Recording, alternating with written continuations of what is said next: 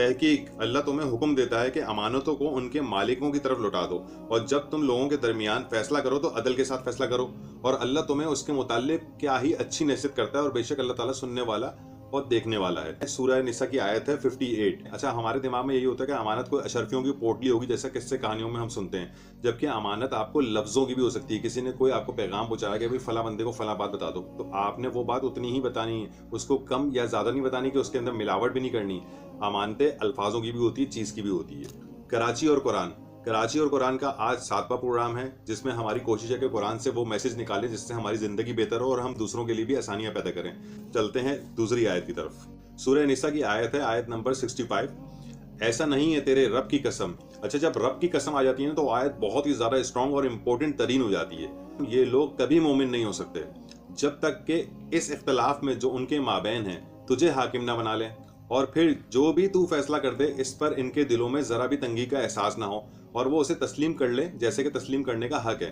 अच्छा, नबी करीम सल्लल्लाहु अलैहि वसल्लम के ऊपर पहली बार यह आयत नाजिल हुई थी तो उन्हीं को यहाँ पे हाकिम बनाने का कहा है, लेकिन नबी करीम हमारे दरमियान फिजिकल नहीं है, तो हमें कुरान शरीफ को जो कि नबी पे नाजिल हुआ था और उसको ही हाकिम बनाना होगा, और हमें सपोर्ट में हदीस की भी जरूरत पड़ती है। जो भी शख्स हाकिम बनाएगा अपने इख्तलाफात में, कि कोई भी इख्तलाफ हो, कुरान को और हदीस को, तो समझ लें वही सेफ साइड होगा।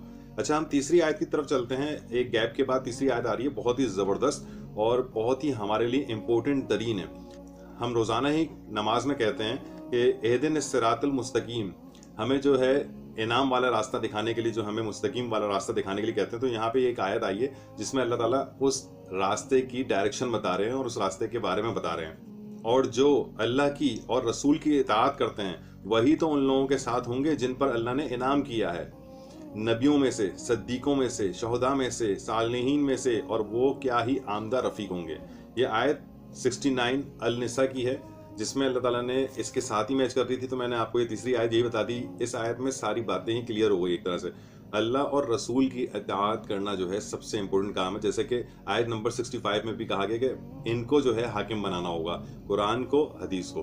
तो कोई भी मसला नहीं रहेगा। हमारा कराची का, पाकिस्तान भर का मसला ही यही हो गया कि हमने हाकिम इसको नहीं बनाया, हमने हाकिम लोगों को बना दिया है, नाम नेहाद ऐसे लोगों को जो खुद इंसानों के बनाए हुए हैं, मतलब हमें उनके बैकग्राउंड के बारे में नहीं पता, लेकिन उनको बना लिया है। सबसे पहले है अल्लाह ताला, उसका कुरान, नबी, क्योंकि नबी करीम सल्लल्लाहु अलैहि वसल्लम के ऊपर कुरान नाजिल हुआ था, तो हमें उनकी डायरेक्शन, उनकी अहादीस, उनसे अपने आप को बेहतर करना होगा। और इंशाल्लाह मेरी कोशिश होगी कि मैं ऐसी आयत निकालता रहूं जिससे हमारी जिंदगी बेहतर हो। वीडियो पसंद आई हो तो लाइक एंड सब्सक्राइब कीजिएगा। Thank you.